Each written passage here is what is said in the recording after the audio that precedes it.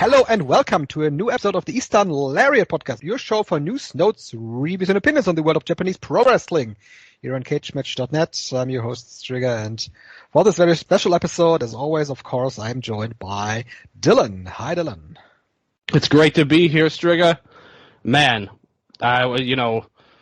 sometimes there are shows where maybe there's not that much to talk about, maybe there's not that much going on, maybe there's no news.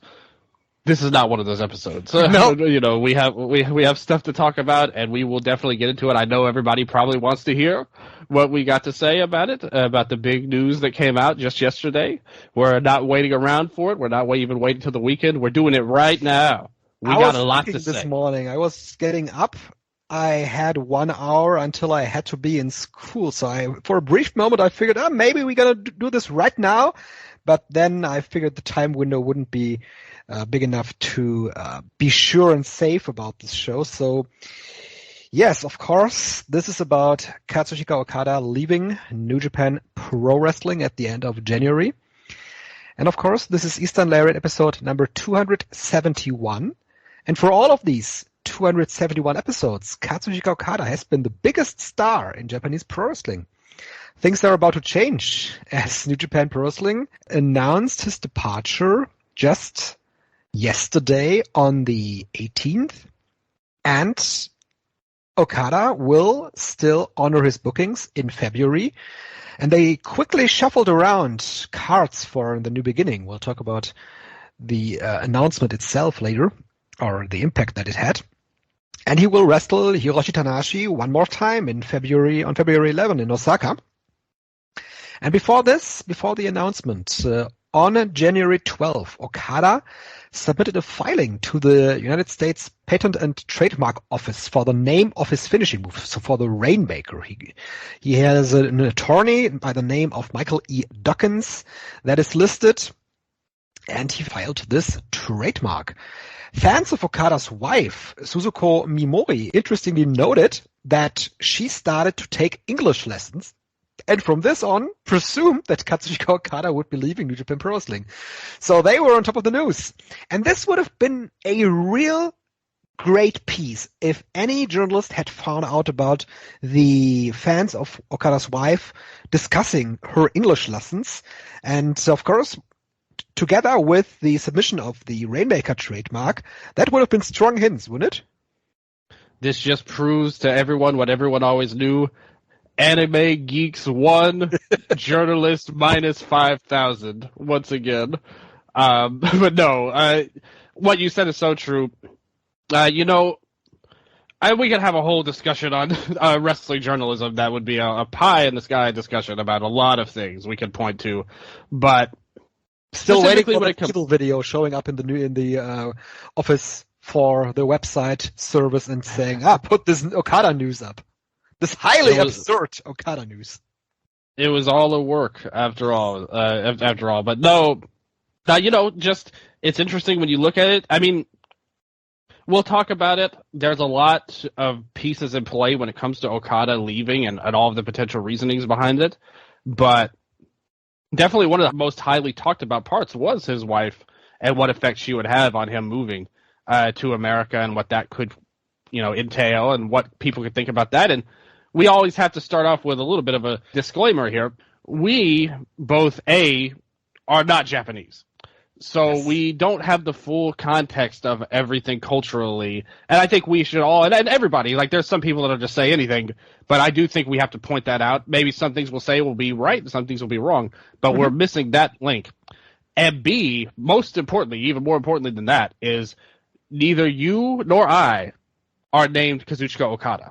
So we don't know what is going through this man's mind, what his goals are, what his instincts may be, not just in wrestling, but we're talking about a life change here, going from across the world. So we have to think about the personal ramifications of this man and his family that there's no possible way us or anybody else really could know unless you are in his head, which, as I said, we are not, but we are taking it, just analyzing it with the facts and the information that we have on our hands, as well as the things that we know about his business, which is pro wrestling, obviously. Let's stress this right now. Let's look at this from the grand scheme of the history of Japanese top talent. I got this from the Observer article about Okada leaving. Okada in Japanese wrestling history is the first true tippy top star that leaves for a full-time gig elsewhere. The Observer article also says that the closest was Shinsuke Nakamura, who was part of New Japan's Big Four when he left, but he was clearly behind Okada and Tanahashi when he signed with WWE. So this can't be overstated. This is an unprecedented moment in Japanese wrestling history. And it is once again a point in time where we go back to one of our talking points when we discussed other people possibly leaving Japan to pursue other opportunities in the United States. With Okada leaving, there could be more people looking at the possibility of maybe going to the United States, going elsewhere, leaving Japan, because this could realistically and very likely open up a ripple effect. It took a lot for us to get to this point. A big reason why that's never happened before with the top star leaving and going to America is because historically there's no real way that could have even been possible. You know, back in the territory days of everything, you had people traveling back and forth from America to Japan. It's always been a big part of Japanese wrestling from literally the day one was foreign relations versus Japanese talent. And sometimes that meant Japanese guys going to America for doing things. The first time it could have been something even with like any kind of logistic possibility would have been all the way up until the 90s would have happened, where that could have happened, possibly.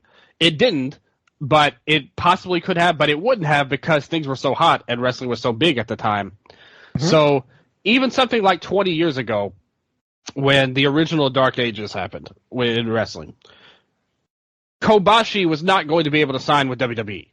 Yes. You know, the top star. Like, that's just, it wouldn't have happened. And it couldn't have happened because the economy different now, but also people's growth in terms of knowing talent internationally has grown so much that it's ever been before. So we are at this kind of interesting moment in time, this perfect storm almost, where the economy for Japan is way down, but also people's knowledge of international talents is so far higher than it was in the past. So at this point where you could see it even on the indie level with all of these Joshi companies that we've talked about before, where it may be questionable from running the companies in America, running them, you could say what you want about them, but for the talent themselves, we've seen it. These girls are constantly going to America at a scale never seen before because the money is so much better in America than it is in Japan. So with those two things said, you are going to make significantly more money in America, which may have been true in the past, but at that point, the knowledge base and the star power wasn't where it is now. But internationally, Okada meant so much to the fans internationally. You will not find a bigger international global star than Okada. So, and he is known to the point where he could feel like a big difference maker coming into an AEW or a WWE, which never would have happened with a top star before. So with these two things in the climate coming together, that is what allowed this to happen now. That would not have taken place even 15 years ago that it is now. Yes, and you could also, of course, point to guys like Masa Saito, who has been in the United States a lot. Tenryu has been in the US. Keiji Muto has had his run with WCW in the late 90s, but at that point he was not like the top star of his company. Not like Okada is these days. And Muto's big run was on his excursion. Like when he came in, it's way different. Like all of those situations. It's completely different from this Okada situation. So New Japan Pro Wrestling announced this departure, and they used the Japanese term of Totsuzen no Oshirase, which roughly translates to sudden announcement. And that also goes along with Dave Meltzer's report of the situation that Okada gave notice on Thursday, which would have been yesterday, and they just put together the announcement of him leaving and suddenly changed the cards for the New Beginning tour. Tokyo Sports also, of course, has a report on it and has its own unique take on the situation. And they say, I quote, "When it comes to leaving the top-ranked Japanese organization for many, many years, the next option is inevitably limited to overseas competitions. Particularly in the United States, there has been strong interest in Okada's departure since last year. A competition between WWE and AEW is inevitable. And it looks like we'll have to keep an eye on which mat he chooses." So, of course, Tokyo Sports goes into the direction that everybody is talking about as well. There is hardly any way that any other Japanese company could make a play for Okada for him to come in. That's off the table. So the only situation could be for him to go to WWE and go to AEW. I've looked around on Twitter, and there is, of course, those that think he'll be going to AEW, and I gotta say, personally, I think the idea of him being able to still work the big Japanese shows, much like Will Ospreay, for example, has, that's gotta be something that he looks at. But then again, I saw some tweets that him going to WWE would be a very interesting move, because that's something, much like you said, we've not seen. Nakamura is the closest to that. That was something unprecedented at the time too, that a very big Japanese star would go to WWE. And that the idea of Okada in a WWE ring, I gotta say, it is something that sparks imagination. I just think the AEW thing that you mentioned was what I predicted on the prediction show, that he would sign with AEW, yes, but also mainly work all of the New Japan shows. It's really strange to me how this caught New Japan so off guard once it came out that he had hired Barry Bloom as his agent, which is a clear, direct signal that he's here to get paid. That's what you do when you hire Bloom. Like, that's what you hire him for, is to get you paid. So you would have thunk that they would have known that these intentions are there, at least. There's been a lot of talk about Tanahashi being the president, being a potential result or some sort of attempt to keep him around. Something that he's called for was a wrestler's perspective in office, and it seems like they were trying to do that. But it came, like you said, it came across like it caught him way off guard. They've already changed the tour for New Beginning, put the singles match with Okada and Tanahashi on there, so it shows you that this is true. It's not like this was all a secret plan by them. He probably knew a while ago. Like himself, he probably, when he hired the agent, again, I think that's when you could have said that was a good thing. At this point, you could put all these pieces together that I mentioned, like filing the trademark for the Rainmaker, his wife taking the lessons, hiring the agent. Like, all these pieces fall together very nicely at this point right now. And much like you said, for him, I gotta think that the decision stood a while ago. And this is kind of what I was talking about earlier, saying we're not him. We don't know his personal aims with this at the end of the day. Is this a play to get the most money, which is very possible in itself? There's been a lot of talk about him not being in peak condition right now. He's not super old, but he's got mileage on him. He's wrestling old, if that makes sense. So he might be looking for the biggest payday. Maybe there's something in him that thinks this is it. If I'm going to WWE, this is my last chance. I will not be able to do this 5 years from now, in all likelihood, and I have to try now and see what happens. With all things considered, maybe he thinks, hey, maybe I need to get away from all of this in Japan right now. Me and my wife, we don't know what's going on with them, his family. Maybe he wants to raise his son outside of the Japanese schooling system for some reason. We don't know.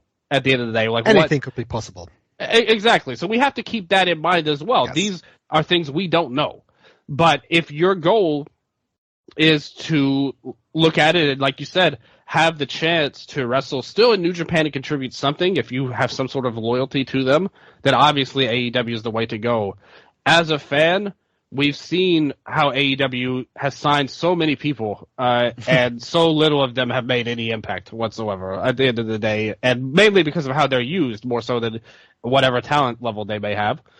So I feel like he would be destined to fall in the same cast of characters that pretty much everyone in AEW kind of falls in at the moment, where he would be in. WWE, I mean, with Nakamura, he had a very quick start where he was very popular, and then 7 years where he eventually really didn't do a lot, and now they're getting back to using him better. Like now, so I think a similar thing would happen with Okada. Yeah, I was just going to ask, is that very different to what would happen to him in AEW then?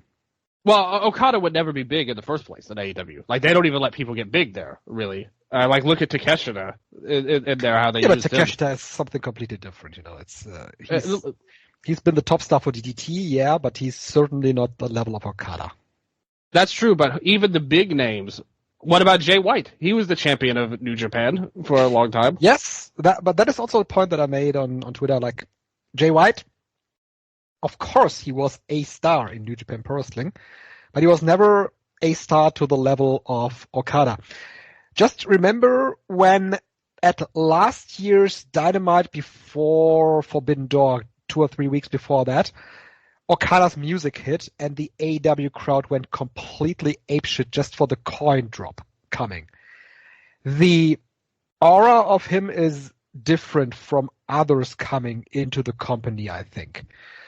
But who have they used on their own roster that has been used in a way that you would say they are a great difference maker right now? Because I don't think there's anybody even on their native roster that I would categorize that as. No, I would go to Danielson. I would go to Moxley. He's not presented as a top star at all. Like, you know, Danielson's not a champion. No, he's not the champion, but the incredible story with MJF and the Iron Man match, I would say that was a difference maker. Moxley always is a difference maker. Okay, those guys are great workers, like great wrestlers for sure, but they're not presented as like difference-making stars, really. Moxley a little bit more. I think he's been presented definitely better than Danielson, and a lot of it is Danielson's own doing because he's such an unselfish guy. Sure. You know, at the end of the day, but I don't see these guys I don't see anybody on their roster as presented in a way that they are that, like when Moxley left, it's not like it made a huge difference. MJF's gone now. It doesn't make a big difference, even when they put all this time into these people. I don't think that they understand how to make stars in that company at the end of the day. Even somebody like Okada who has an aura. Yeah, that might be a very true point, yes. If he comes to WWE, and let's say this was floated about, like a storyline for him, and this is obviously, I think, part wishful thinking as well. But let's say he comes in. First of all, he can't come into the Royal Rumble because he's still going to be in Japan. Royal Rumble takes place before even. So everybody dreams of that with the Royal Rumble debut, and it would be like fun. Like, don't get me wrong. But let's just say something I heard floated about. With AJ Styles. AJ Styles' contract was, I think it already ran out at the end of the year, and he still did the Tokyo Dome show on January 4, and then left after New Year Dash, and his contract was up then. Yeah, exactly. He basically did a solid for the company, and then they both left. Nakamura as well. Exactly. After their Dome match. But Nakamura also had the contract until the end of January, much like Okada. And and then he debuted in NXT. I think it's very unlikely if Okada signed with WWE that he would debut in NXT at this point. But let's say, again, to my point, AEW, he'll be hot. Like, yes, the fans will pop for him, sure. Like, there's no doubt about that, and there's no doubt he is a bigger star in Japan than these other guys, for sure. But let's say WWE, the plot that I had heard floated around, let's say his big match is him versus Gunther at WrestleMania for the Intercontinental title, which right now Gunther's on a big run. He's like the longest reigning champion. And you put him over, he's going to have when you put him at a WrestleMania entrance, Okada, the Rainmaker, with all that goes into it, that guy is going to look like a $1 trillion star with how they utilize him and what they do with him. With AEW, we've yet to really seen anybody utilized in that way or made to feel special in that way. Even if they're great workers and talented guys and great promos and all that. They have a lot of those guys. Like, don't get me wrong. It's just how they use him, we've yet to see anyone truly be a difference maker with AEW. And a lot of guys, unfortunately, even if they're top stars, even if they're Kenny Omega for a long time, like the head guy at the start of the company, they often, it's no secret, they will go on a hot run and then disappear for a few months at a time, and we don't know where they're going. I think with WWE, he would have a good at least 6-month run where they focus on him. He is the shiny diamond that they have.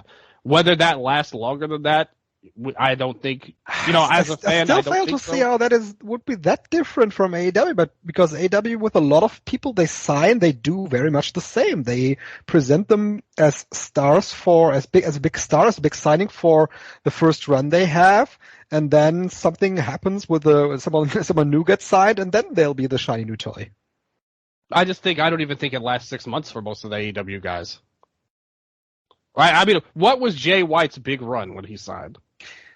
It was a different take for him because he was not seen as the big signing at first, because he was just put into the Bullet Club Gold group and did multi-man stuff for the first couple of months. Right. And then who would you say he became the challenger to MJF? Oh yeah, that's right. He did have a match. One of the worst matches of the year. That we'll talk about on there. So. Yeah, I guess they made an attempt. It just was very flawed. I think WWE would make him look better with all of their... The WrestleMania entrance I completely buy. The bigger stage definitely is with WWE, and that is a stage that would be comparable to the Wrestle Kingdom stage, and Okada could look much bigger on that stage than he could on AEW stage. That I agree with.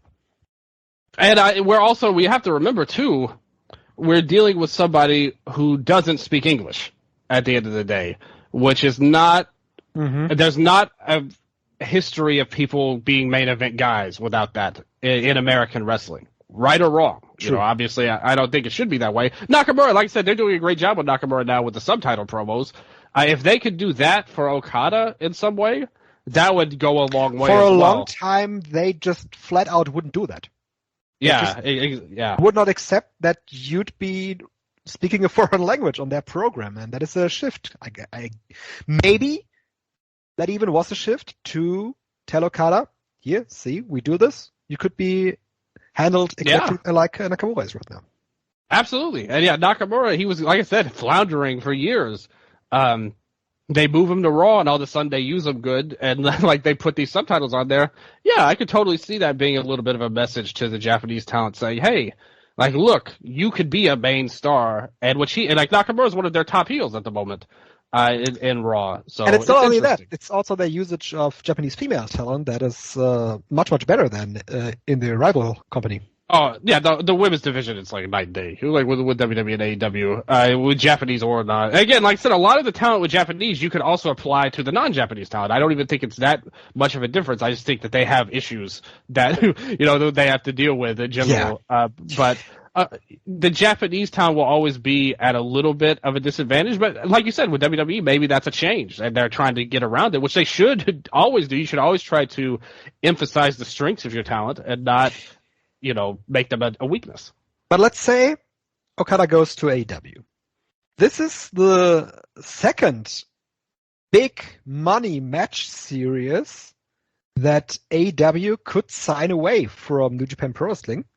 New Japan always had Ospreay in play when it was about the Omega versus Ospreay series. That's gone now, and that could be one of the big programs for AEW. This year, or maybe next year, depends on what Omega's health status is. And of course, yes, Danielson was an AEW talent, but Okada used to be a New Japan Pro Wrestling talent, so that could have been in play for whatever show would be down the line. And now my prediction of Okada versus Danielson at All In this year in London could be likely. We definitely have to look at that. And then, of course, we need to look at the company that is left behind by Okada. Yeah. This has to be considered as the biggest loss possible, because no wrestler in New Japan is ready to match his level of stardom. We talked about the Wrestle Kingdom main event for next year, and Okada versus Naito seemed like the obvious and only match to do. And I don't see any match that could match this on a main event level for the biggest show of the year. So, for 10 years now, they really haven't been able or willing, that is a different subject, we could also dive into that, or willing to create a star of Okada's level. And they're still mostly banking on those that have been headlining throughout the years of their biggest success. And not only has that to be a big loss for the company, it has to be considered the biggest loss possible to management. And I want to presume this, presumably part of the reason for the reshuffling in management. Yes, absolutely. And I wanted to go back to your AEW take, because I think it's definitely very possible he signs with AEW anyway, and does what I predicted all along, that he would still be in line for New Japan matches every once in a while, like for big shows. But let's say that happens. He signs to AEW. We've already seen a little bit of this online. The reaction to a lot of people that are mainly Japanese fans was so negative to the idea of AEW signing another top star after Ospreay, especially. With the working agreement they have, there's been a lot of talk about it being one-sided, so on and so forth. Do you think that at one point, because, even comparing him to Jay White, as we talked about earlier, it's not an apples-to-apples comparison. Okada was a much bigger star in Japan than Jay was. There's no real person you can compare Okada to. Ospreay worldwide, perhaps, but we haven't seen him in AEW yet to know what they'll do with him. So maybe these two signings will be the one that changes things for them, and they finally wake up a little bit. But if you're in New Japan and you're behind the scenes here, do you think there's any sour grapes, maybe some negative feelings on this relationship with AEW? If you see Okada walk into another company, and what looked like to me this statement, I will say this. It didn't sound like somebody who was going to be waiting in the wings. Like, it sounded like, hey, he's gone. Yeah. This was not we'll see what happens down the road, or we wish him all the best. It was like, this was a surprise. We're sorry to the fans, but we're working it out the best we can. That's basically how I read their statement. Yeah, I mean, me too. And this can't be the first sour grapes. After Ospreay, this is to be at least the second time of sour grapes, because they announced Ospreay's signing in November, before New Japan even had any way to react to Ospreay leaving. They were caught off guard by that as well, I gotta think. And if I was management in New Japan Pro Wrestling, I would definitely look at this working relationship that you have with AEW and think about if you're still willing to do that, if they just snitch away your stars. And that's another fear of mine with Okada and AEW.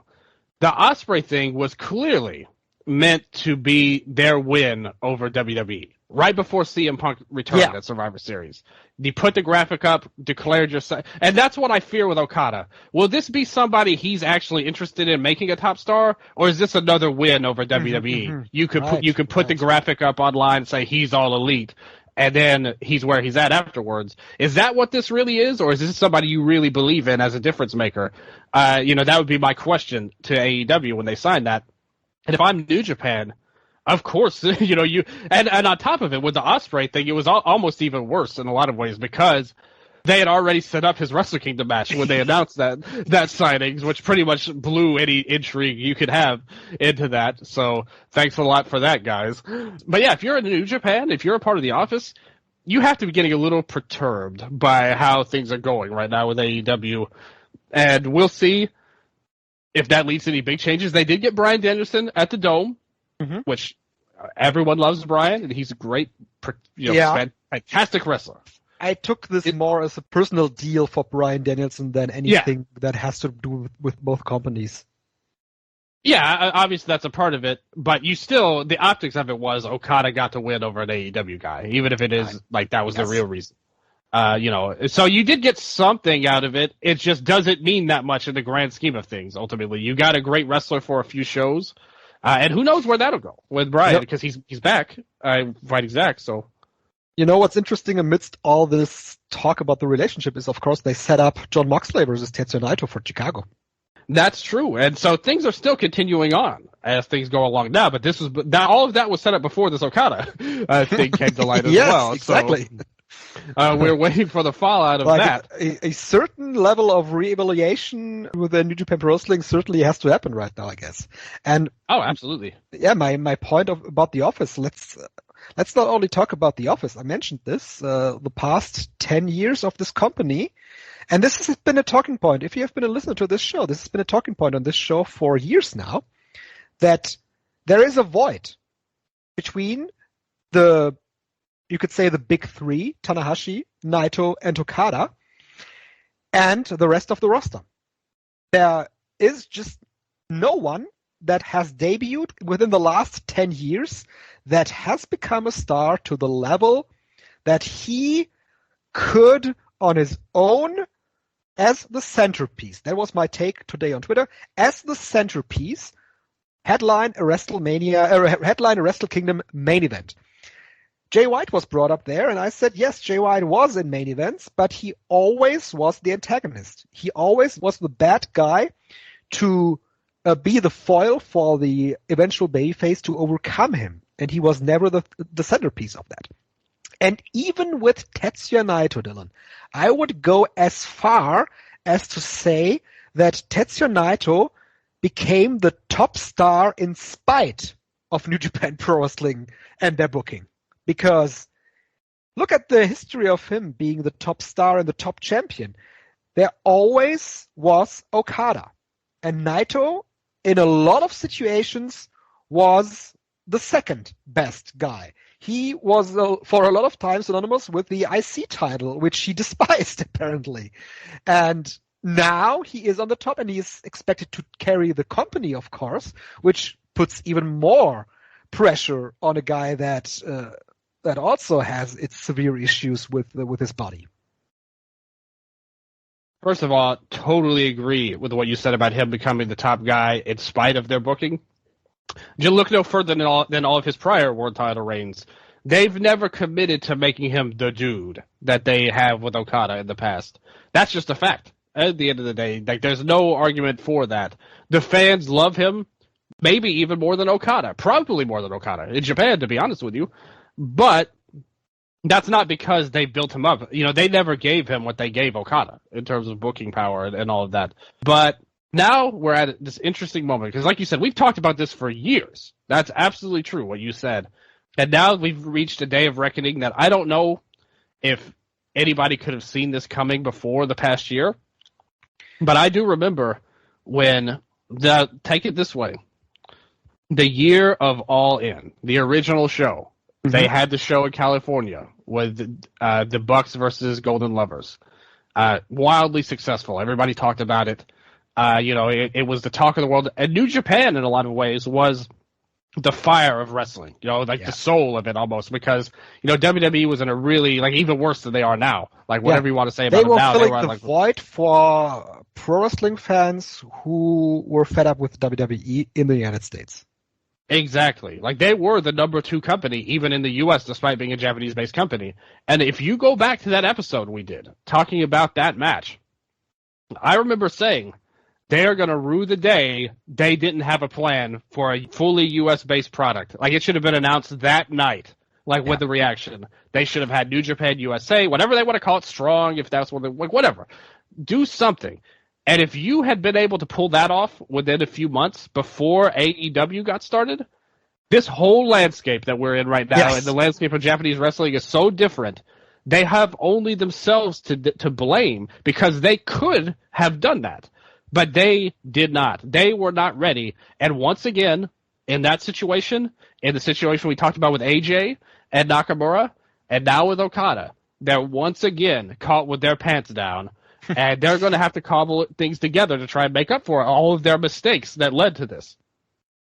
Absolutely. And there is, of course, another person we got to include into this talking point, and that's got to be the booker himself, Gedo. Yes, absolutely. He might be, yeah. he might be the guy responsible for what I just said about Okada and Naito. Because for whatever happened in this company, whenever there was someone else being IWGP Heavyweight Champion, you always knew that the guy is presumably just a transitional champion for another Okada reign. We always knew that, for example, with Shingo Takagi. We could presume that with others as well, and the same was true for Tanahashi for a lot of time. And Gedo has to be the one responsible for putting together a roster that has the stars, that has the depth of different guys being able to headline a Wrestle Kingdom main event. We've been talking about that for years as well when we talked about the G1 Climax. For years now, there were very slim options for us to pick for a G1 Climax winner because you always had to keep that in the back of your mind that that guy has to headline Wrestle Kingdom. And there are just these few options. And that's on themselves. They ran themselves into a corner. Striga, look no further than the last year of Okada. You spent 12 years trying to make this guy the wrestling god of Japan. And his last year was not building to the future. It was not putting over young talent. It was as the six-man champion was his role in New Japan. That is his last year of New Japan that he's going out. You wasted the last year of Okada in New Japan, and there is no going back to that. There is never going to be an opportunity where you can go back to this point and have a different outcome to Okada's last year. And on top of that, someone made the point on Twitter today as well in my mentions that Ospreay, on his way out, did way more for the Reiwa 3 than Okada did. That's true. Whoever said that's completely right. On there, those matches with Tsuji and Umino helped them so much and were great matches in their own right and helped them with the crowd, especially the Umino match. I think was everybody looks at, even though they had the moment afterwards. But yeah, totally agree. Okada really didn't do anything to help anybody his last year or so. But it wasn't necessarily because of him, but more so of how he wasn't even in position to help anybody, at the end of the day, even if that was something he wanted to. Yes. They chose not to even put him in position to, and Ospreay, it's not like, oh, he it doesn't work for me, brother, Okada was saying to somebody. Ospreay won those matches, but still, that moment for those two and those matches for those two helped so much. You're telling me Okada couldn't have had a match where he won over them if that's such a big deal to him, and you still couldn't have gotten so much by building them up?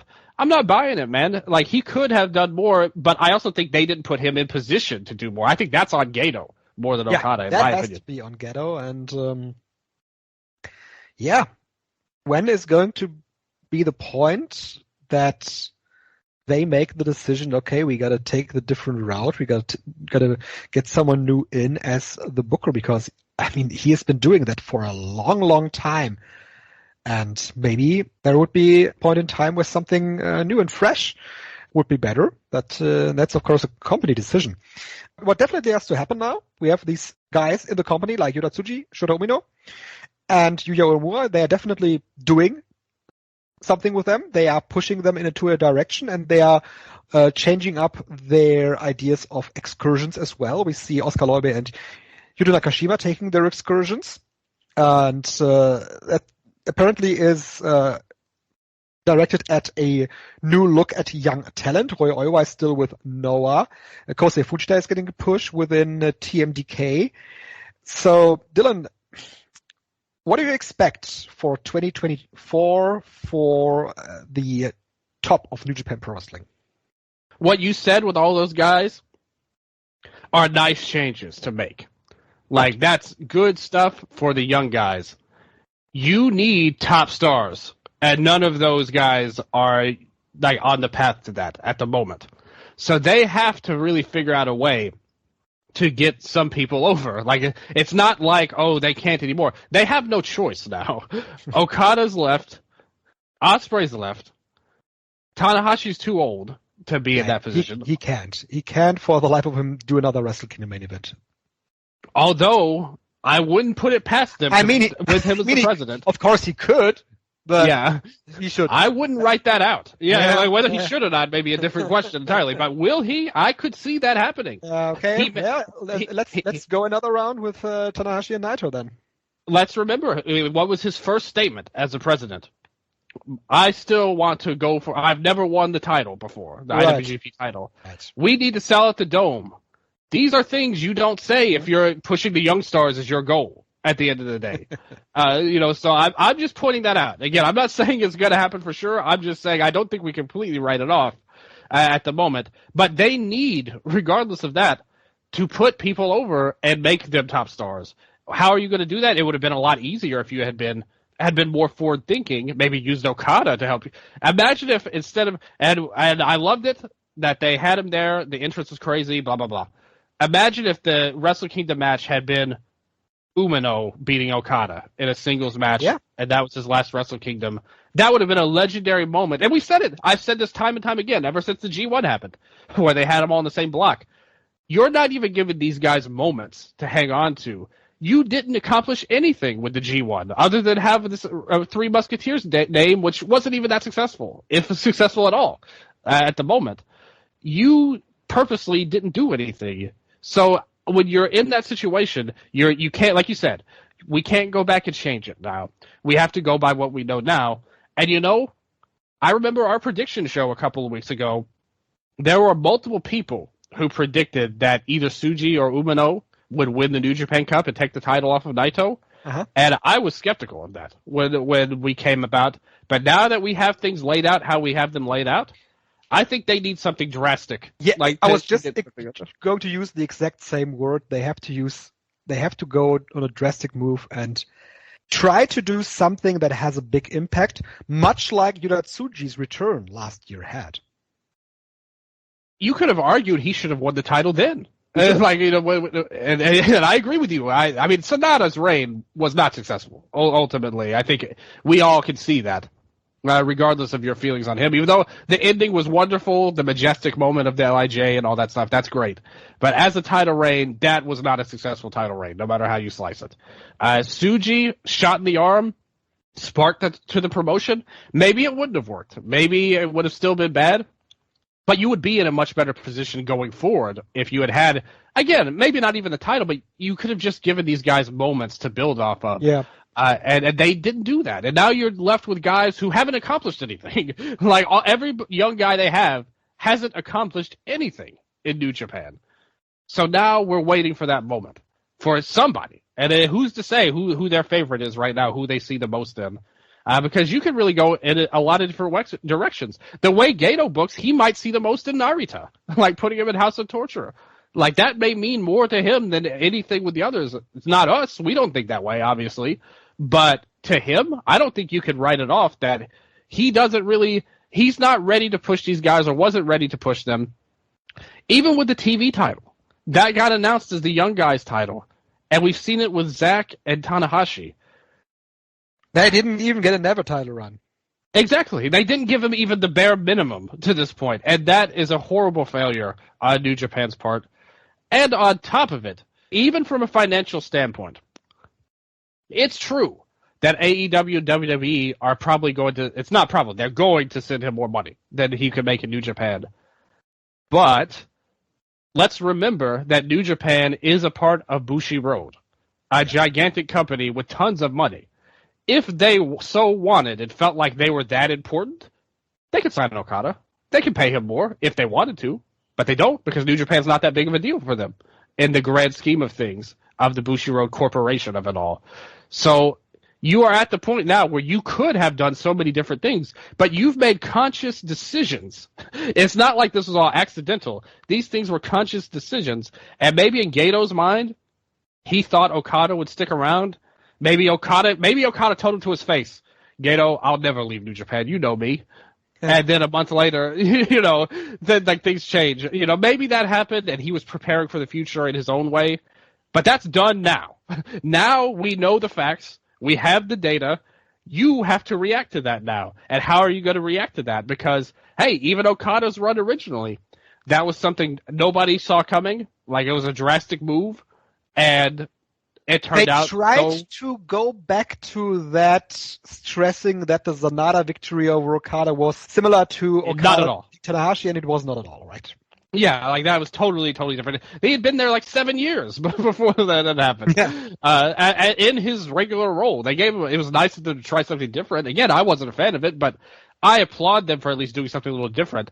But considering what we know now, I definitely think it was a big mistake. Okada should have been the champion, or at the very least put over some different people. But they need to go back for real, not like a Sonata who's been a veteran for 7 years. We need a completely new guy again. Regardless of age, you see people posting ages, Suji 30 years old or whatever. The age itself is not as important as their wrestling age. Mm-hmm. Like what they are, like how long have we seen them? Because the Suji we know now is not the same as the Young Lion Suji.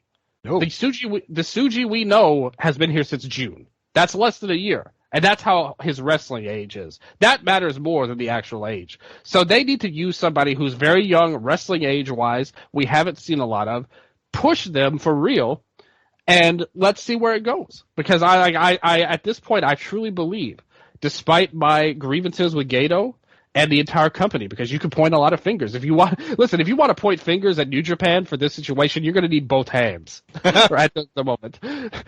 We need to get to the bottom of it, but more importantly, we need to react now and move forward. And we've yet to see that. And in my opinion, in my mind, there's no choice. They have to do it now.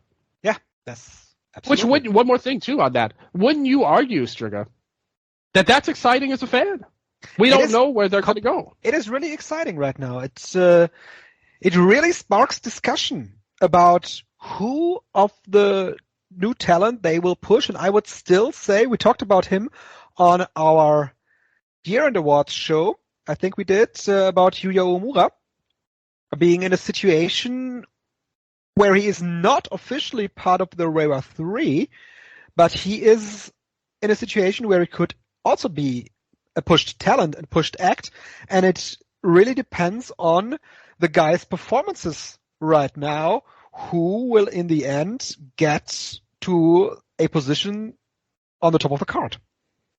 Yeah, I think those are the four that are going to be looked at. The Reiwa 3 and Uemura as well.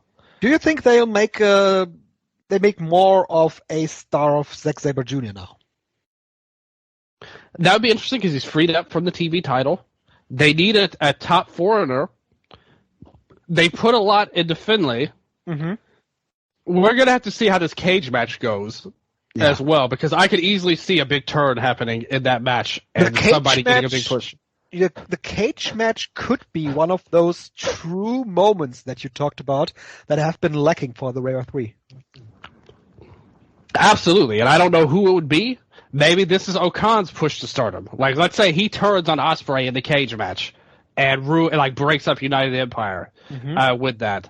And that leads to a big push for Okan, a guy who's really been in the shadows, hasn't been blowing the world away performance-wise, but is one of their guys at the end of the day. Maybe it could be time to get serious with him. Enough with this great Okan stuff. Time for Oka to return, and we're going to do some different things.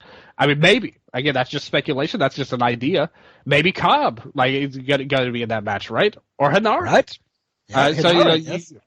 Yeah, maybe he's somebody that they could look at to, hey, we need a new top foreigner.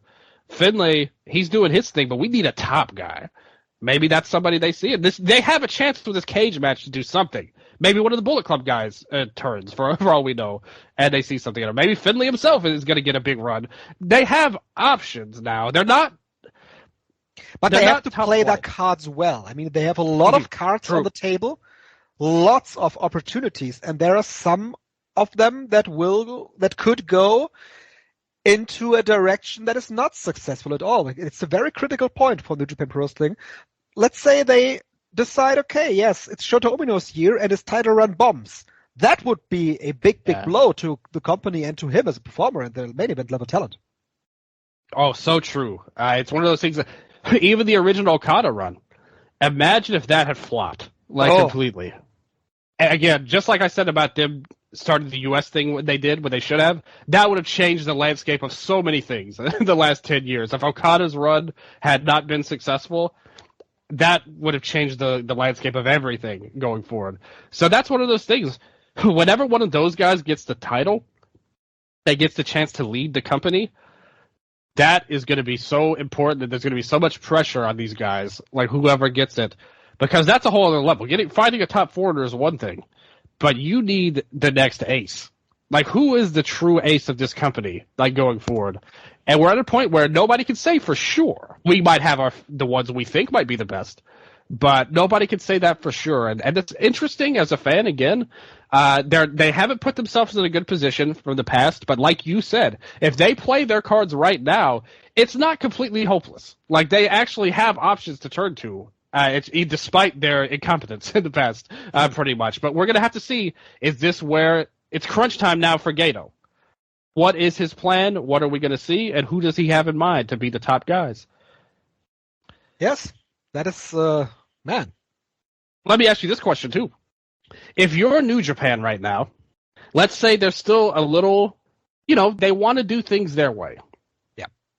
They don't want to push the young guys so fast. They'll give them a moment this year. They have to. But maybe if you're Gedo, again, and you're the people surrounding him, let's say we need to do this right so we don't have a bomb champion. Like, we want to build them up appropriately, all the lies that get told to hold people down in wrestling. And you're looking at a guy in All Japan right now having the best run of his career, doing an Inoki-inspired gimmick that you could easily transfer over to a New Japan. I think that guy's value shot up a lot with Okada leaving. Yes, that guy's value shot up a lot.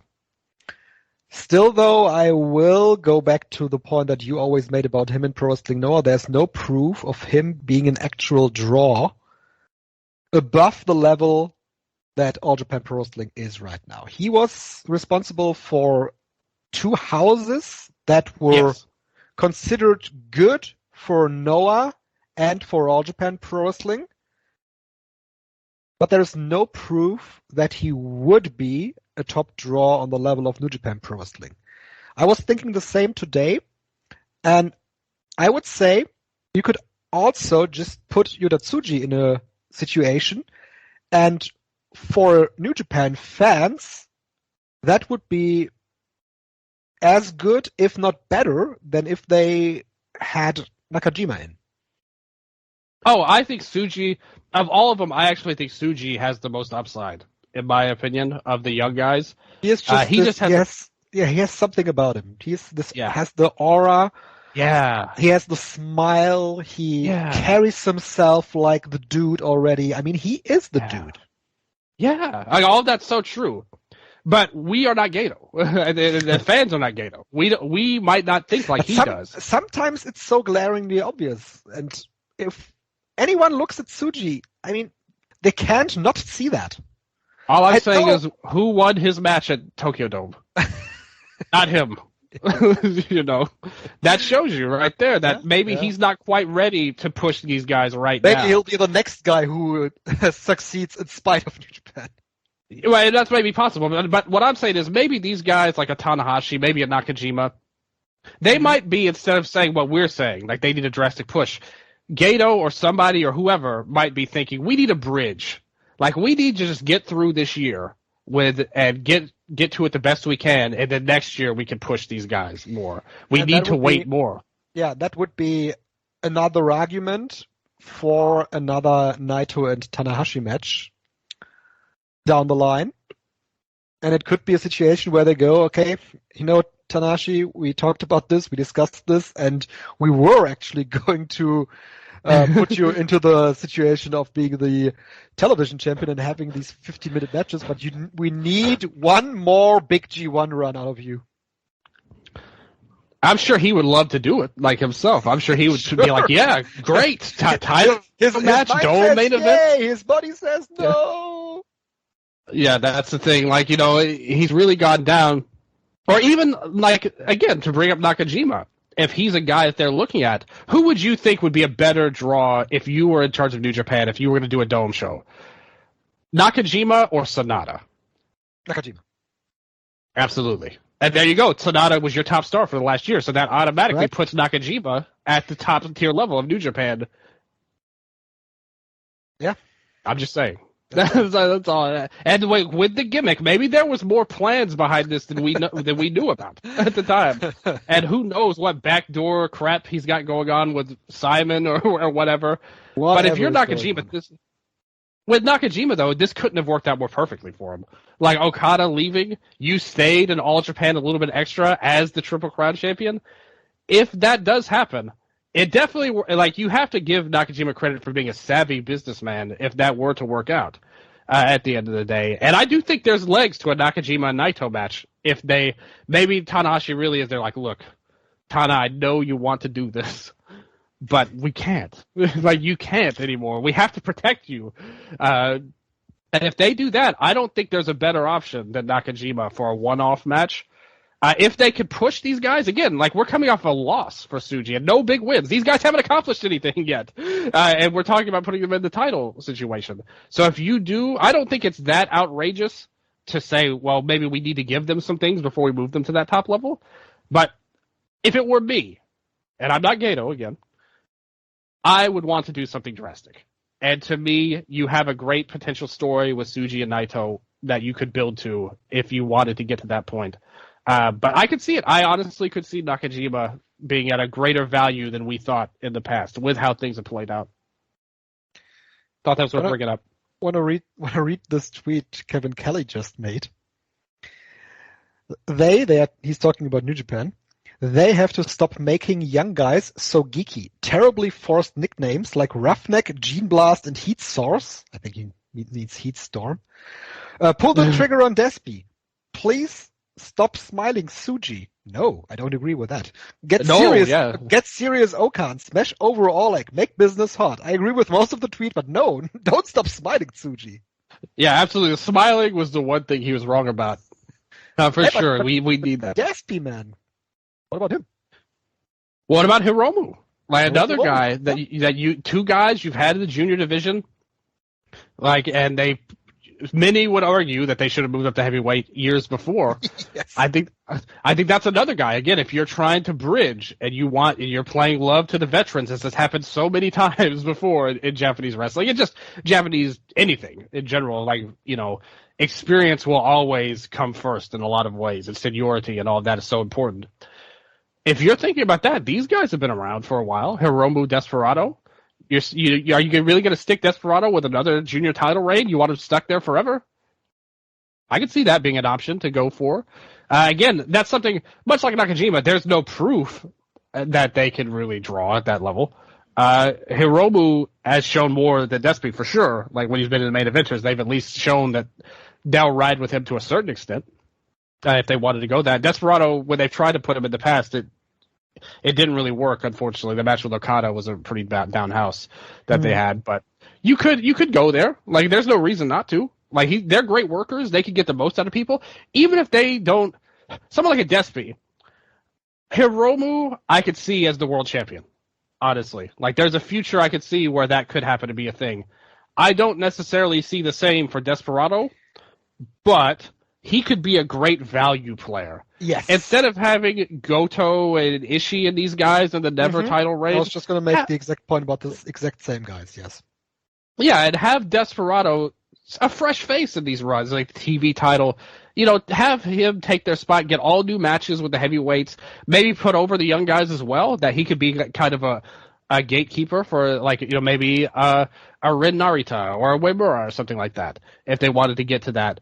You know, you could see a lot of things with that. So I think there's a lot of value in Desperado and Hiromu as well in terms of moving them up to heavyweights. But we're asking them something we've asked for so many years as well. And again, that's the thing. They have a lot of different options that we previously wanted, but it didn't happen, or maybe we even thought it was impossible in some cases. Now I think you have the doors open if you want to, but they just have to want to with these things at the end of the day. Yeah, they need to change the way they thought for the last 10 years. And they have to change very quickly. And they should have before, or we wouldn't be in this situation now, but we are. They were so stuck in the Okada comfort zone that there was no reason for them to change. There were reasons. especially the pandemic when Ospreay left and all of that. They should have noticed a lot of red flags around that time. Sometimes you don't notice these when you're, just like I said, when you're in this comfort. Yeah. You have that crutch to always go back to and lean on. That, like, it's bad now, but when we can always round back to Okada and things will be better again. Yes. Or even Naito's been used in a similar way. Again, he's never really been like this, had this legendary title reign. He's like, things are down, we'll put Naito on top and see what happens. Which, I mean, kind of look at this Dome last year. Like, things weren't going great with Sonata. They tried with Naito. It wasn't as successful as it was in the past. We'll see how things going forward.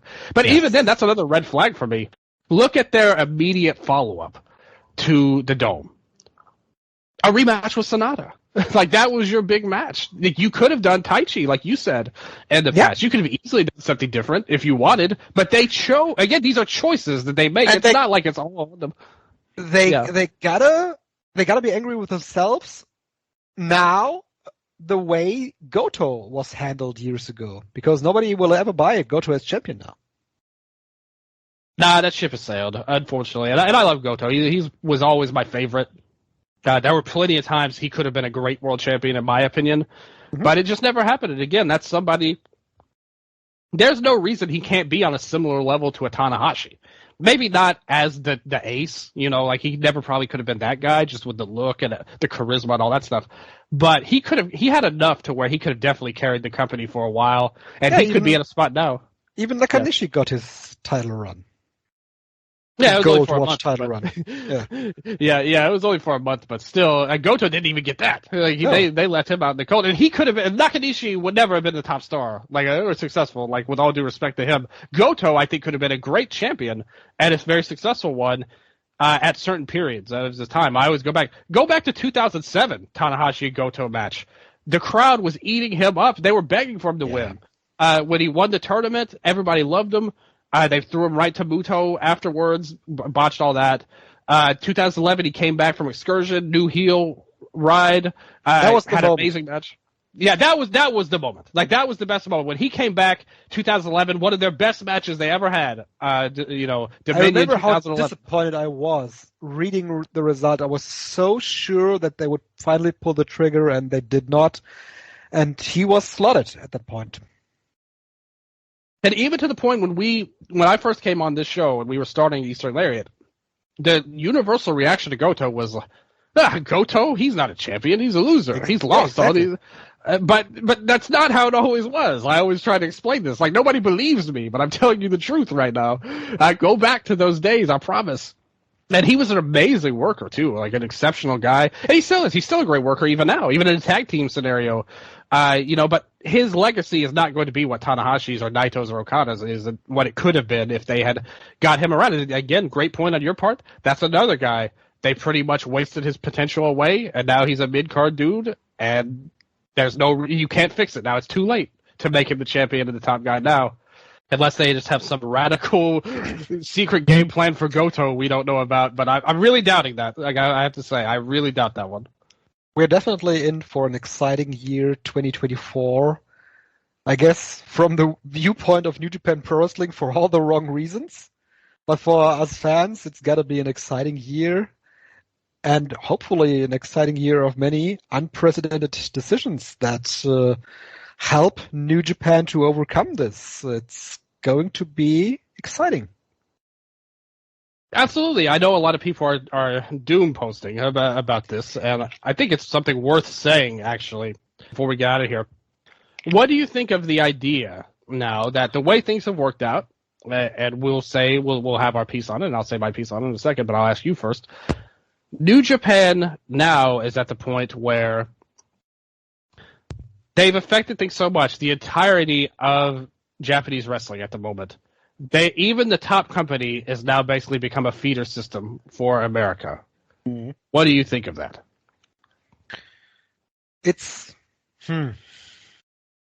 I wouldn't go that far with Okada. With Ospreay, I think there is a point to be made, but Okada is just the top dude in New Japan. And I think they would have gone for him I think going for Okada is a no-brainer. I wouldn't Yeah, consider that agreed. being a part of a feeding system.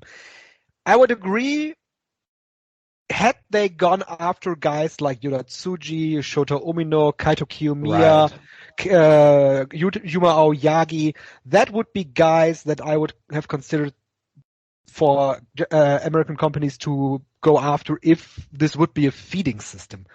But Okada, he could be a difference maker for your company, and he is. I mean, look at a worldwide scale. There's possibly just very few wrestlers that would be considered bigger stars than Okada. Absolutely true. And to the foreigners, they probably wanted to be there. Like they wanted to go to America more than Japan if they had the chance, or Britain or whatever they're going to do. Like it probably was a more comfortable living environment for them at the end of the day, and they probably always had their sights set on it in the first place. With Okada, like you said, one of the global worldwide stars, and somebody who is very special. The odds of AEW or WWE, really, I just don't see a future where we're going to see, 35 Japanese talents signed to WWE all of a sudden. Like they take everybody, or AEW gets all these guys. You're at the point now where you could have a few guys. Yeah. And really, Okada is the main difference maker. Takeshita, we all have high hopes for and love a lot, but like you said earlier, he was the DDT champion. That doesn't mean much to Tony Khan for all intents and purposes. At the end of the day, Okada, like you said, is a global star, the likes of which, like him being Japanese is lesser than him being Okada. Like at the end of the day, like to the people. So I agree with you. I everything you said, I couldn't really add anything better on. It's just something I've seen talked about. Sure. A lot on Twitter. So I think it's a viable point. Agree. It's a viable point because people have been leaving Japan, and if you look at just plain that, it's them leaving for different companies. And it's also a bad credit to the other companies in Japan. Again, 25 years ago, you had the chance to start your own company, or you've seen people jump back and forth. Tenryu jumped between a bunch of companies at times. You're not really going to see a situation where a top New Japan, like Okada, like you said at the start, in all realistic scenarios, is not going to jump to another Japanese company. Like we know it's an American company he's going to. It would be fun, but completely unrealistic. Yeah, exactly. But it used to be where that was possible, at least. Maybe it wasn't always going to happen. It used to be at least possible. Now it's like there's 0% chance of that happening. Like you said, it would have been funny if that happened. But, we'll see going forward. What do you think of the idea now, as a fan even? If you just look at it again, just as a pure fan of wrestling, you have no company allegiance or anything like that. I think Okada, with all new, fresh opponents, is more interesting in another company than he would be in New Japan, in my opinion. We saw what he could do against all of these guys. The young guys were the one thing, and he showed a lot of great talent last year, being the bully type of guy. He showed a lot of great character traits that he hadn't really shown before, and I loved his work. I thought he was doing some of the best of his career. That's the one thing they left on the table. Everything else has been told numerous times, but that should have been the story for this year. Exactly. Ideally, that would have happened like the past year, and if he had done all of that and put over who they wanted to put over, and then he left, I actually would be totally okay with it. Because they did such a poor job of that, that's the one thing that feels like it's left on the table. And again, if he signs with AEW, maybe that's something they know they can get eventually. Maybe they'll build to a big match in the future. Like, that'll still be possible. We don't know that. But I do think for him, as a wrestler, me just as a fan, I think he's got more interesting matches in any other company than New Japan at the moment, overall. And it's exciting as a fan, but also I can see why it's also... Like, it's never good to lose your top star, but also... it can be frightening for those that really love Japanese pro wrestling and that really love New Japan pro wrestling. Absolutely. I saw some tweets about that as well, and I can totally get behind that. It was a big shocker to me as well. And it's unprecedented. It's like you said at the start. This is something that's never happened before, where the top star is now crossing over full time. So it's new things there's fear. Like, that's natural. Like, nobody likes change. Like, I don't think. Like, I want things to be how they always are about everything. But also, in chaos comes opportunity as well. So I do think that there are opportunities. Like you said, we just laid it out on this show. We spent an hour talking about it. There's plenty of options that they have if they play their cards right. Will they do that? That is another question. Because as I said, I think my biggest red flag with all of this is pretty much everything we said that's been a problem with this were choices made by them. You know, Okada, they might not have seen. Okada leaving, they might not have seen coming. Yeah, but things just don't just happen to you in pro wrestling. There are choices made. Exactly, and that's my big red flag overall. And it's a shame. It's a shame that he couldn't have put over some of the guys.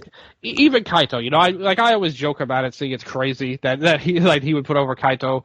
But if you're Noah and you're Kaito, you have to be a little disappointed. You probably were banking on this as like them to pay off all of this. As foolish as that may have been in reality, it's a shame when you think about it. Like, he could have put over these guys. That one I don't think he would have, just because he's a Noah guy. But still, you have to think that they probably. You can't think their plan was for this to happen this way. Like with all of this, they had to believe, naively as it may have been, they had to have believed somewhere that something was going to come back around for them. We open up Twitter tomorrow and we see a notice for Pro Wrestling Noah. Kaito Kiyomiya, effectively of January 31st, 2024, leaves Pro Wrestling Noah. I wonder if he cares that much. Like I said, at that, I don't know if he cares as much as the fans. Actually, he's happy to get a paycheck. I guess at the end of the day. But we'll see. Like I said, this could cause shock waves for the whole scene in wrestling, like in Japan. But I don't know. It depends on how New Japan goes. Do you think this will affect any of those relationships? Not just with Noah, but maybe all Japan. They've this 9-company deal, like the New Japan Alliance or whatever they have, Japan Alliance. Do you think this will have any effect on that? I don't think so. Yeah, me either. They just lose a main guy, and the show they're going to do at Budokan in May. Yeah. I mean, sure, they lose the guy, but I don't. I mean. All these altogether didn't do great with him. So yeah, and all these announcements of all these working relationships of this, there's this Asia Pacific deal as well. Realistically, Dylan, they come and go over time with New Japan. I'm sad to say, because I thought that was so cool. We never even talked about it on the show. It is so cool. To see China and Singapore and Thailand guys sitting ringside at Wrestle Kingdom 2. Cool. It's cool that they get the opportunity to, but it's just, we know what happens with New Japan and their agreements overseas. I mean, remember back in the day, I still have that shirt. They gave out, there was the shirt that you could buy with the New Japan logo in the German flag colors, and the back of the shirt said Wonderland of Wrestle, Germany, and they had this map where they had their international companies they were working with, and WXW was one of them. It never came to fruition. No, and you're right. Like, if you've been around long enough, you know that it's hard to get too excited until you see something tangible from them. And I hope for the best for that, because I thought it was awesome. I would love to see China get more into wrestling. And Singapore, these talents that they have. One thing I want to stress about that, New Japan was able to bring together companies from China and Taiwan. that is true. Wrestling brings the world together. It's a microcosm of life, right? on that end. But all of them. And Singapore has got great talents as well. Like, I've watched their shows. You see guys like that come in, and maybe you could get something out of them. Again, like you said, I don't have high hopes, but I just thought it was really cool overall. And this Okada thing, like you said, even the United Alliance, back then when we talked about it very briefly, it was like we expected this one show to come. And if anything after that is basically gravy, at that point, like if they do a second one, that's Even Cyberfight Fest, like owned by the same company, only lasted a couple of shows. Like working agreements in Japanese wrestling and wrestling in general always hits the fan eventually. Like, there's no such thing as a lifelong agreement between companies in wrestling. So it's one of those things. And Okada leaving wouldn't affect any of that anyway. But yeah. It is what it is right now. Speculation is going wild online, of course. It's going to be interesting where he eventually lands and how the company that lands him will go about this. So we'll be looking forward to that, Dylan. And I want to say this was really cool to talk about all of this, going back to the what ifs of the past and going to the presumptions or the expectations for the future. It is a crucial point in Japanese pro wrestling, much like I said, and everybody along for the ride will be finding out what Okada does next. So this has been the Eastern Lariat special episode about Kazuchika Okada. Thank you all for listening, and goodbye. Sayonara.